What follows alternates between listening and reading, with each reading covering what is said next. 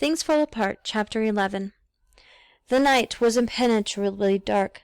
The moon had been rising later and later every night until now it was seen only at dawn. And whenever the moon forsook evening and rose at cockcrow, the nights were as black as charcoal. Azima and her mother sat on a mat on the floor after their supper of yam fufu and bitter leaf soup.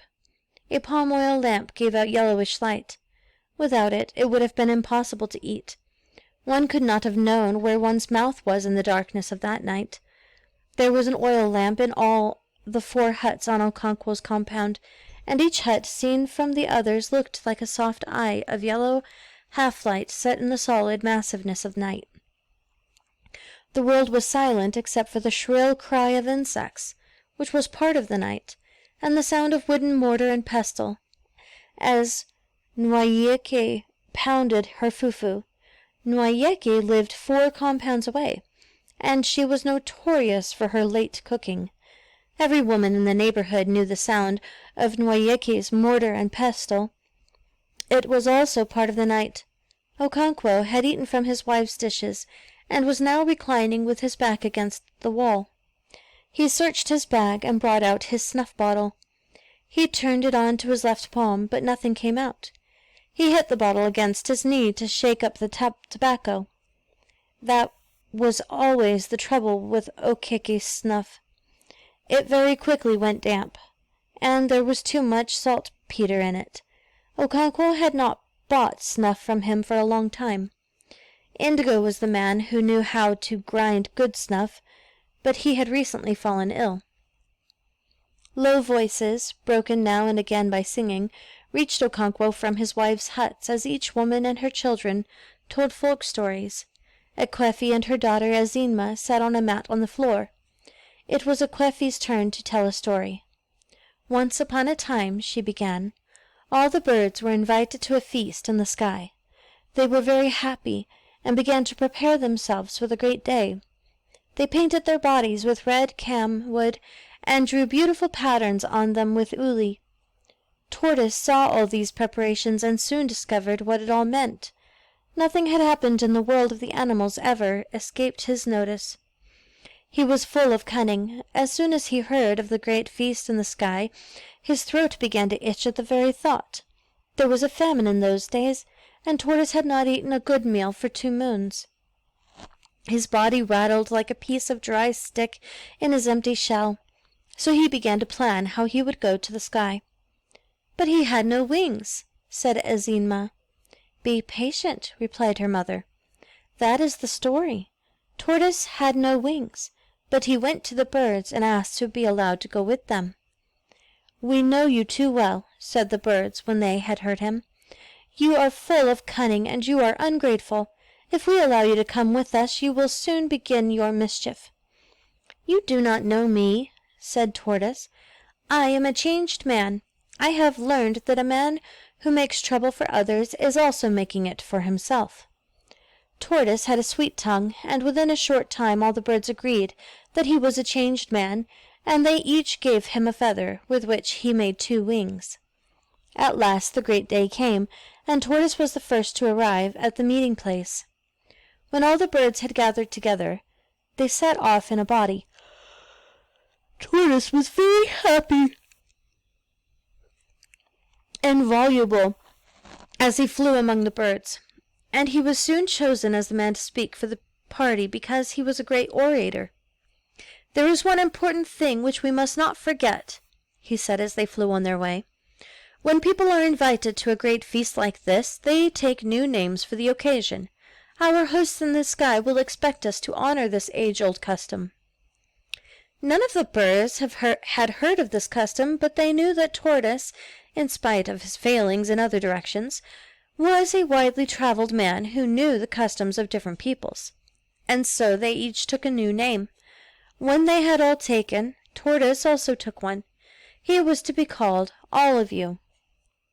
At last the party arrived in the sky, and their hosts were very happy to see them.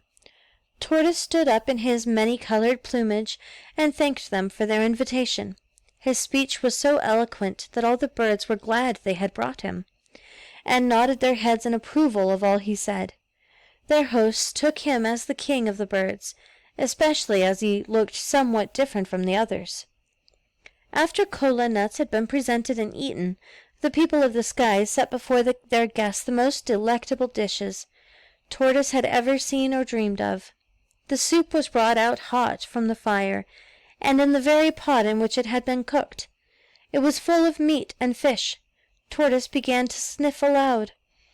There was pounded yam, and also yam pottage, cooked with palm oil and fresh fish.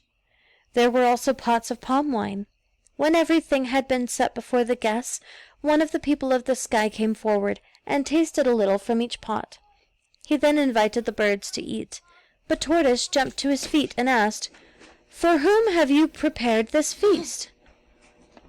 "For all of you," replied the man.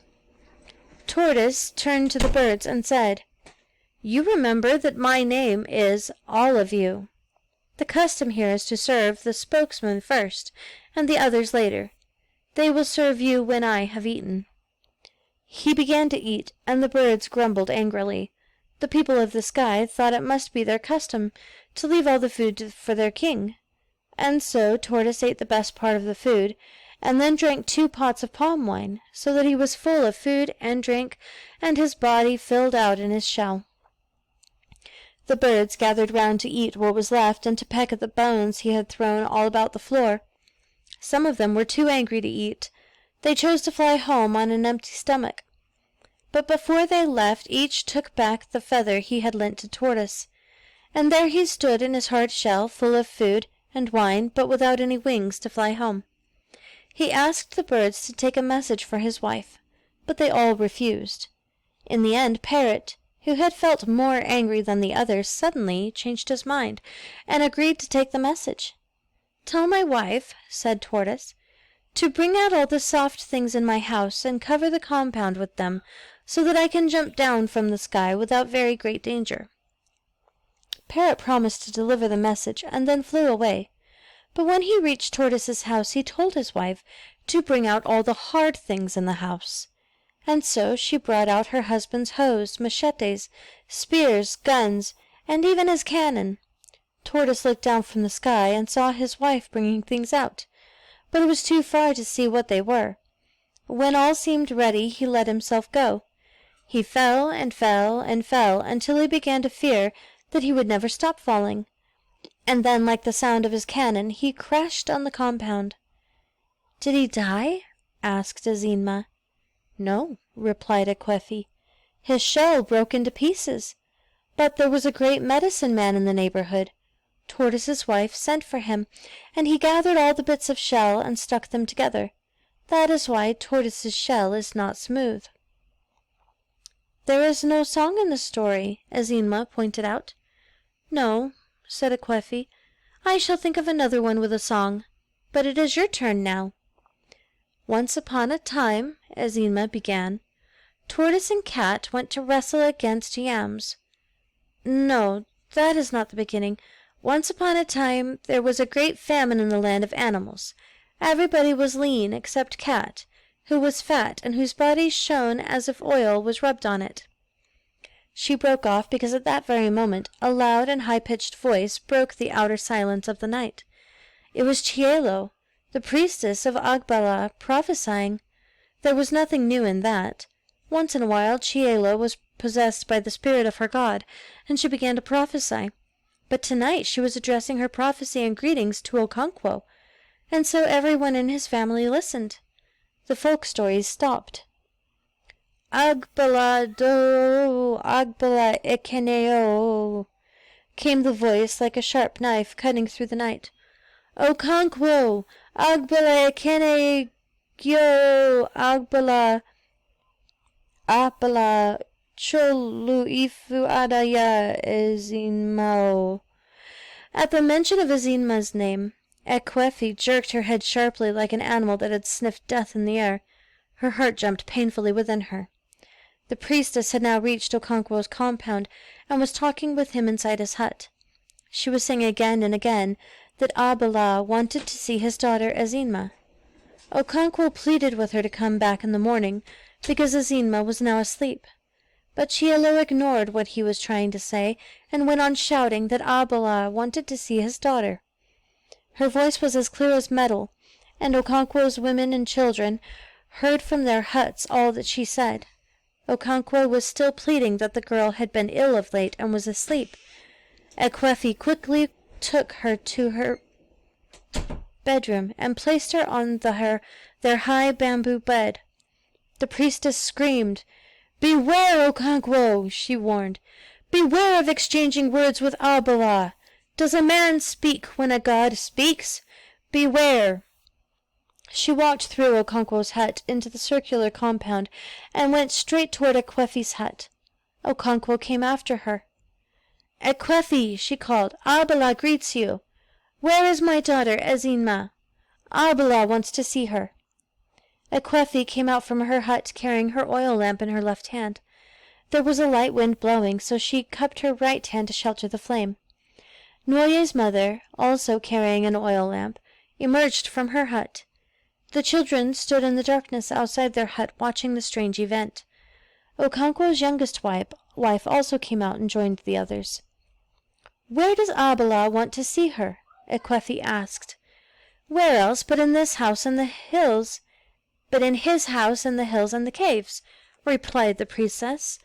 "I will come with you too," Ekwefi said firmly. "Tuvia, the priestess cursed, her voice crackling like the angry bark of thunder in the dry season. "How dare you, woman, to go before the mighty Abala of your own accord? Beware, woman, lest he strike you in his anger. Bring me my daughter." Ekwefi went into her hut and came out again with Ezinma. "Come, my daughter," said the priestess. "I shall carry you on my back. A baby on its mother's back does not know that the way is long." Ezinma began to cry. She was used to Cielo calling her my daughter, but it was a different Cielo she now saw in the yellow half-light. "Don't cry, my daughter," said the priestess, "lest Abala be angry with you." "Don't cry," said Ekwefi. "She will bring you back very soon. I shall give you some fish to eat." She went into the hut again and brought down the smoke-black basket in which she kept her dried fish and other ingredients for cooking soup. She broke a piece in two and gave it to Ezinma, who clung to her. "Don't be afraid," said Ekwefi, stroking her head, which was shaved in places, leaving a regular pattern of hair. They went outside again. The priestess bent down on one knee, and Ezinma climbed on her back. Her left palm closed on her fish, and her eyes gleaming with tears. "Abala do abla keneo." Cielo began once again to chant greetings to her god. She turned round sharply and walked through Okonkwo's hut, bending very low at the caves. Ezinma was crying loudly now, calling on her mother. The two voices disappeared into the thick darkness. A strange and sudden weakness descended on Ekwefi as she stood gazing in the direction of the voices, like a hen whose only chick has been carried away by a kite. Ezinma's voice soon faded away, and only Cielo was heard moving farther and farther into the distance. "Why do you stand there as though she had been kidnapped?" asked Okonkwo as he went back to his hut. "She will bring her back soon," Noye's mother said. But Ekwefi did not hear these consolations. She stood for a while, and then, all of a sudden, made up her mind. She hurried through Okonkwo's hut and went outside. "Where are you going?" he asked. "I am following Cielo," she replied, and disappeared in the darkness. Okonkwo cleared his throat and brought out his snuff-bottle from the goatskin bag by his side. The priestess' voice was already growing faint in the distance. Ekwefi hurried to the main footpath and turned left in the direction of the voice. Her eyes were useless to her in the darkness, but she picked her way easily on the sandy footpath hedged on either side by branches and damp leaves. She began to run, holding her breast with her hands to stop them flapping noiselessly against her body. She hit her left foot against an outcropped root, and terror seized her. It was an ill omen. She ran faster, but Cielo's voice was still a long way away. Had she been running too? How could she go so fast with Ezinma on her back? Although the night was cool, Ekwefi was beginning to feel hot from her running. She continually ran into the luxuriant weeds and creepers that walled in the path. Once she tripped up and fell. Only then did she realize with a start that Cielo had stopped her chanting. Her heart beat violently, and she stood still. Then Cielo's renewed outburst came from only a few paces ahead. But Ekwefi could not see her. She shut her eyes for a while and opened them again in an effort to see, but it was useless. She could not see beyond her nose. There were no stars in the sky because there was a rain cloud. Fireflies went about with their tiny green lamps, which only made the darkness more profound. Between Cielo's outbursts, the night was alive with the shrill tremor of forest insects woven into the darkness. Abala do, abala ekeneo. Ekwefi trudged behind, neither getting too near nor keeping too far back. She thought they must be going towards the sacred cave. Now that she walked slowly, she had time to think. What would she do when she got to the cave? She would not dare to enter. She would wait at the mouth, all alone in the fearful place. She thought of all the terrors of the night. She remembered that night long ago when she had seen Obu Aale Odu, one of those evil essences loosed upon the world by the potent medicines which the tribe had made in the distant past against its enemies, but had now forgotten how to control. Ekwefi had been returning from the stream with her mother on a dark night like this, when they saw its glow as it flew in their direction. They had thrown down their water pots and lain by the roadside, expecting the sinister light to descend on them and kill them.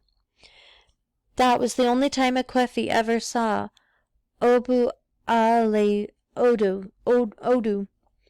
But although it had happened so long ago, her blood still ran cold whenever she remembered that night. The priestess' voice came at longer intervals now, but its rigor was undiminished. The air was cool and damp with dew. Azima sneezed. Ekwefi muttered, "Life to you." At the same time the priestess also said, "Life to you, my daughter." Azima's voice from the darkness warmed my mother's heart. She trudged slowly along. And then the priestess screamed. "Somebody is walking behind me," she said.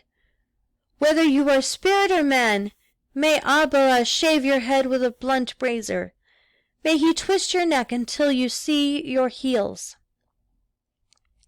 Ekwefi stood rooted to the spot. One mind said to her, "Woman, go home before Abala does you harm." But she could not. She stood until Cielo had increased the distance between them, and she began to follow again. She had already walked so long that she had began to feel a slight numbness in the limbs and in the head. Then it occurred to her that they could not have been heading for the cave. They must have bypassed it long ago. They must be going towards Umoachi, the farthest village in the clan. Cielo's voice now came after long intervals. It seemed to Ekwefi that the night had become a little lighter. The cloud had lifted and a few stars were out. The moon must be preparing to rise, its sullenness over. When the moon rose late in the night, people said it was refusing food, as a sullen husband refuses his wife's food when they have quarreled. Abala do Umoachi abala ekene unuo. It was just as Ekwefi had thought. The priestess was now saluting the village of Umoachi. It was unbelievable the distance they had covered. As they emerged into the open village from the narrow forest track, the darkness was softened, and it became possible to see the vague shape of trees. Ekwefi screwed her eyes up in an effort to see her daughter and the priestess, but whenever she thought she saw their shape, it immediately dissolved like a melting lump of darkness. She walked numbly along. Cielo's voice was now rising continuously, as when she first set out. Ekwefi had a feeling of spacious openness, and she guessed that they must be on the village Ilo, or playground. And she realized, too, with something like a jerk, that Cielo was no longer moving forward. She was, in fact, returning. Ekwefi quickly moved away from her line of retreat. Chielo passed by, and they began to go back the way they had come. It was a long and weary journey, and Ekwefi felt like a sleepwalker most of the way. The moon was definitely rising, and although it had not yet appeared on the sky, its light had already melted down the darkness. Ekwefi could now discern the figure of the priestess and her burden. She slowed down her pace so as to increase the distance between them. She was afraid of what might happen if Chielo suddenly turned round and saw her. She had prayed for the moon to rise, but now she found the half-light of the incipient moon more terrifying than darkness. The world was now peopled with vague, fantastic figures that dissolved under her steady gaze and then formed again in new shapes. At one stage Ekwefi was so afraid that she nearly called out to Chielo for companionship and human sympathy. What she had seen was the shape of a man climbing a palm tree, his head pointing to the earth and his legs skyward. But at that very moment Chielo's voice rose again in her possessed chanting, and Ekwefi recoiled because there was no humanity there. It was not the same Chielo who sat with her in the market and sometimes bought bean cakes for Azinma, whom she called her daughter. It was a different woman, the priestess of Albala, the oracle of the hills and the caves. Ekwefi trudged along between two fears. The sound of her benumbed footsteps seemed to come from some other person walking behind her. Her arms were folded across her bare breasts. Dew fell heavily, and the air was cold. She could no longer think, not even about the terrors of night. She just jogged along in a half-sleep, only waking to full life when Chielo sang. At last they took a turning and began to head for the caves. From then on Chielo never ceased in her chanting. She greeted her god in a multitude of names, the owner of the future, the messenger of earth, the god who cut a man down when his life was sweetest to him. Ekwefi was also awakened, and her benumbed fears revived. The moon was now up, and she could see Chielo and Azinma clearly. How a woman could carry a child of that size so easily and for so long was a miracle, but Ekwefi was not thinking about that. Chielo was not a woman that night. Abala do, abala ekeneo, chi nebu madu, ubosi ndu ya, natu ya uto, da luo. Ekwefi could already see the hills looming in the moonlight. They formed a circular ring with a break at one point, through which the foot-track led to the center of the circle. As soon as the priestess stepped into the ring of hills, her voice was not only doubled in strength, but was thrown back on all sides. It was indeed the shrine of a great god. Ekwefi picked her way carefully and quietly. She was already beginning to doubt the wisdom of her coming. Nothing would happen to Azinma, she thought, and if anything happened to her, she could stop it. Could she stop it? She would not dare to enter the underground caves. Her coming was quite useless, she thought. As these things went through her mind, she did not realize how close they were to the cave mouth. And so when the priestess with Azinma on her back disappeared through a hole hardly big enough to pass a hen, Ekwefi broke into a run as though to stop them. As she stood gazing at the circular darkness which had swallowed them, tears gushed from her eyes, and she swore within her that if she heard Azinma cry, she would rush into the cave to defend her against all the gods in the world. She would die with her. Having sworn that oath, she sat down on a stony ledge and waited. Her fear had vanished. She could hear the priestess' voice, with all its metal taken out of it by the vast emptiness of the cave. She buried her face in her lap and waited. She did not know how long she waited. It must have been a very long time. Her back was turned on the footpath that led out of the hills. She must have heard a noise behind her and turned round sharply. A man stood there with a machete in his hand. Ekwefi uttered a scream and sprang to her feet. "Don't be foolish," said Okonkwo's voice. "I thought you were going into the shrine with Chielo," he mocked. Ekwefi did not answer. Tears of gratitude filled her eyes. She knew her daughter was safe. "Go home and sleep," said Okonkwo. "I shall wait here." "I shall wait too. It is almost dawn. The first cock has crowed." As they stood there together, Ekwefe's mind went back to the days when they were young. She had married Anene because Okonkwo was too poor then to marry. 2 years after her marriage to Anene, she could bear it no longer, and she ran away to Okonkwo. It had been early in the morning. The moon was shining. She was going to the stream to fetch water. Okonkwo's house was on the way to the stream. She went in and knocked at his door, and he came out. Even in those days he was not a man of many words. He just carried her into his bed, and in the darkness began to feel around her waist for the loose end of her cloth. Chapter 12. On the following morning the entire neighborhood wore a festive air, because Okonkwo's friend Obiarika was celebrating his daughter's Uri. It was the day on which her suitor, having already paid the greater part of her bride price, would bring palm wine not only to her parents and immediate relatives, but to the wide and extensive group of kinsmen called Umuna. Everybody had been invited, men, women, and children. But it was really a woman's ceremony, and the central figures were the bride and her mother. As soon as day broke, breakfast was hastily eaten, and women and children began to gather at Obiarika's compound to help the bride's mother in her difficult but happy task of cooking for a whole village. Okonkwo's family was astir, like any other family in the neighborhood. Nwoye's mother and Okonkwo's youngest wife were ready to set out for Obiarika's compound with all their children.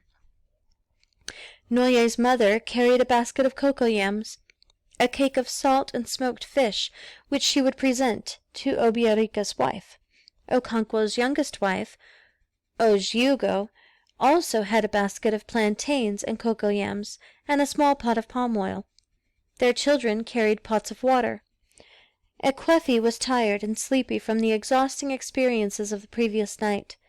It was not very long since they had returned. The priestess, with Azinma sleeping on her back, had crawled out of the shrine on her belly like a snake. She had not as much as looked at Okonkwo and Ekwefi, or shown any surprise at finding them at the mouth of the cave. She looked straight ahead of her, and walked back to the village.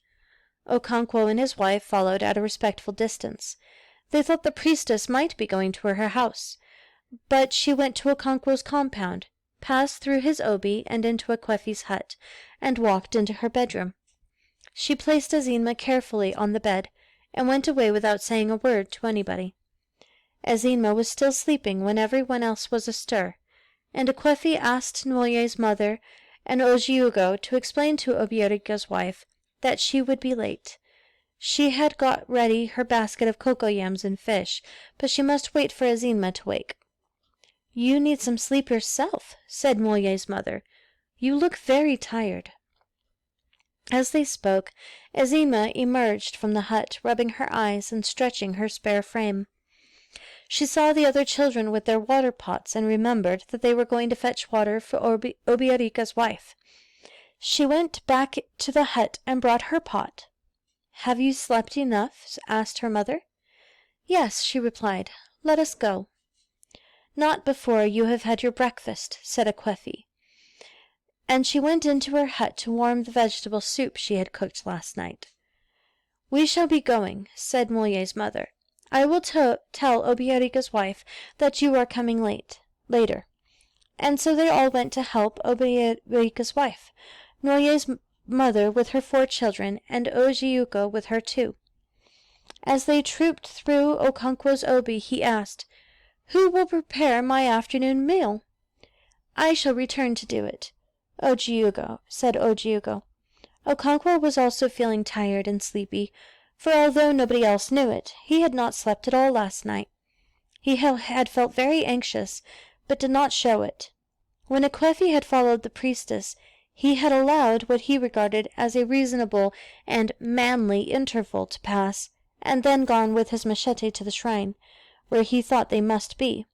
It was only when he had got there that it had occurred to him that the priestess might have chosen to go round the villages first. Okonkwo had returned home and sat waiting. When he thought he had waited long enough, he again returned to the shrine.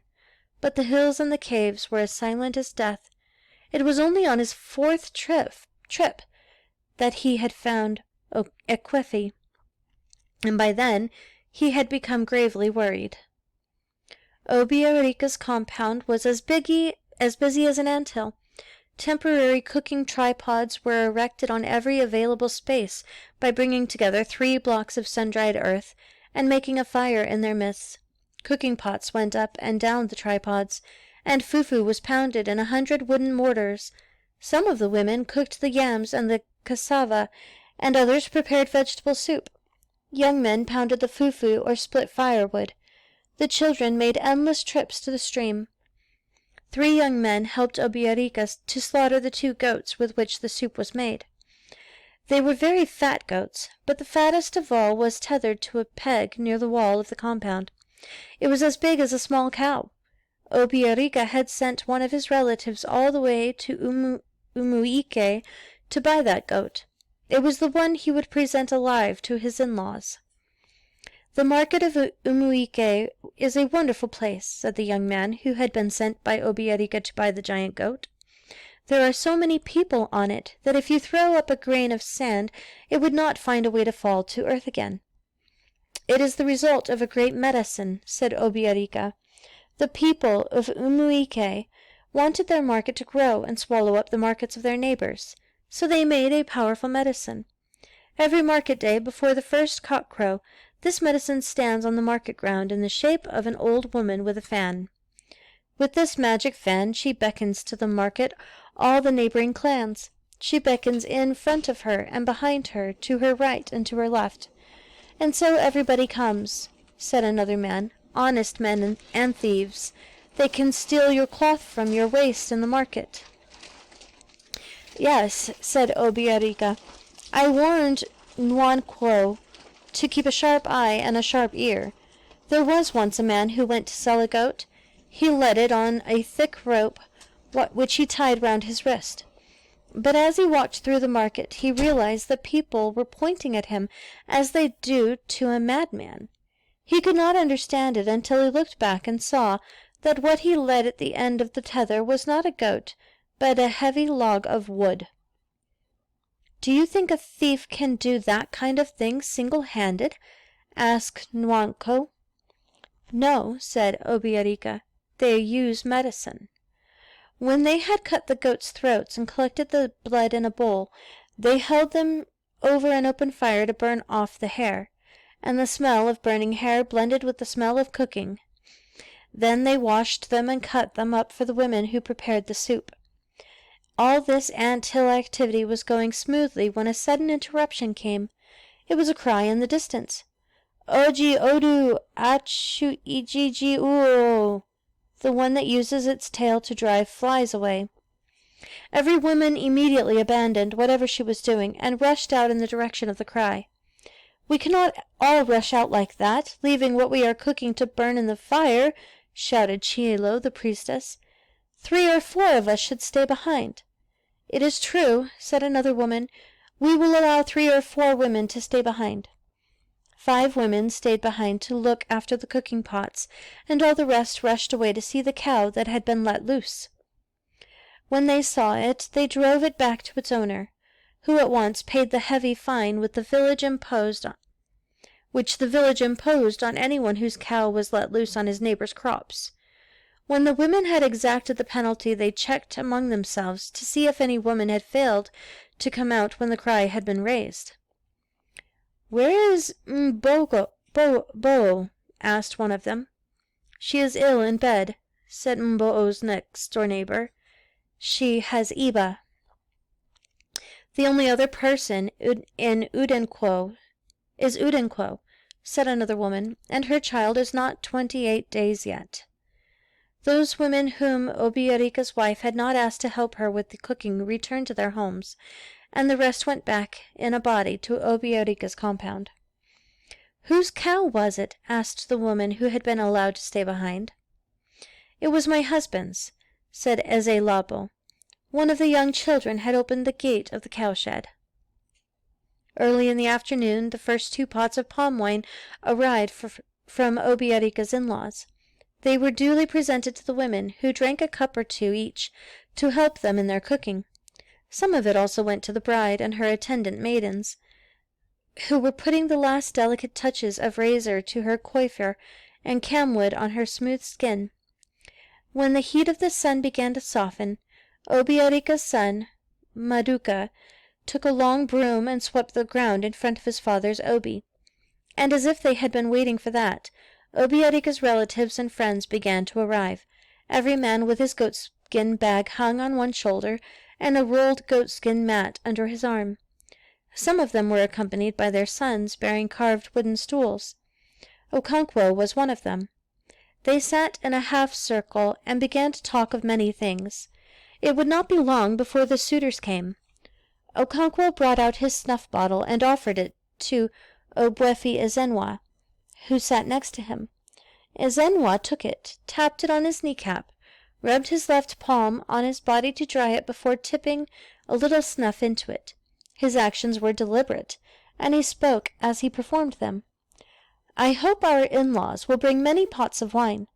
Although they come from a village that is known for being close-fisted, they ought to know that Okweke is the bride for a king."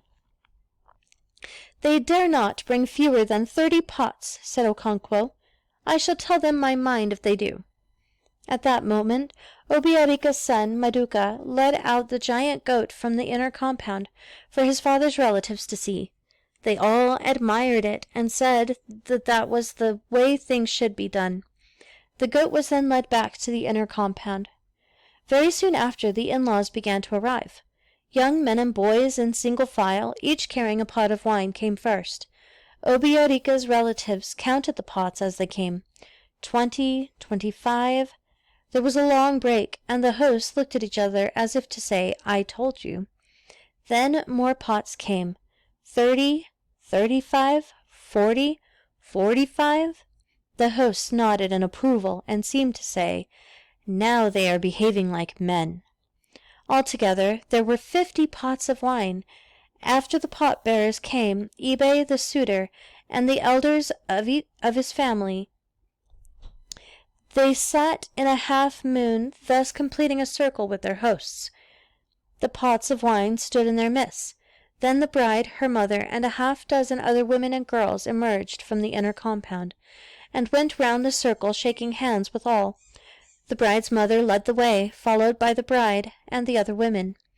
The married women wore their best clothes, and the girls wore red and black waist beads and anklets of brass. When the women retired, Obiarika presented kola nuts to his in-laws. His eldest brother broke the first one. "Life to all of us," he said as he broke it, "and let there be friendship between your family and ours." The crowd answered, We are giving you our daughter today. She will be a good wife to you. She will bear you 9 sons like the mother of our town." The oldest man in the camp of the visitors replied, "It will be good for you, and it will be good for us. This is not the first time my people have come to marry your daughter. My mother was one of you. And this will not be the last, because you understand us and we understand you. You are a great family. Prosperous men and great warriors." He looked in the direction of Okonkwo. "Your daughter will bear us sons like you." The kola was eaten, and the drinking of palm wine began. Groups of 4 or 5 men sat round with a pot in their midst. As the evening wore on, food was presented to the guests. There were huge bowls of fufu and steaming pots of soup. There were also pots of yam pottage. It was a great feast. As night fell, burning torches were set on wooden tripods, and the young men raised a song. The elders sat in a big circle, and the singers went round singing each man's praise as they came before him.